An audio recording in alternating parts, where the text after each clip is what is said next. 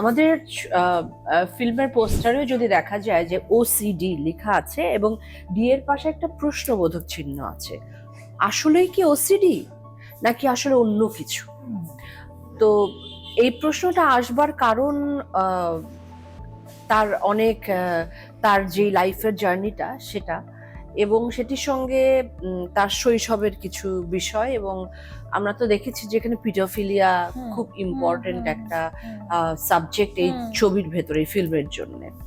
সেই পিডোফিলিয়া ব্যাপারটিও সেখানে রয়েছে, এবং মেয়েটি একজন পেশায় ডার্মাটোলজিস্ট। তার ওসিডি রয়েছে কি নেই এটা আসলে একটা প্রশ্ন, আর এই প্রশ্নের উত্তর বোধহয় দর্শকই দিতে পারবে সবচেয়ে বেশি, কারণ যখন আমরা ছবিটি শেষ হয় দর্শক বোধহয় উত্তরটা ঠিক করে দিতে পারবে। সেজন্য একটু অপেক্ষা করতে হবে, দর্শকদের বলবো ছবিটি যেন দেখে। ফলো করুন বর্তমান।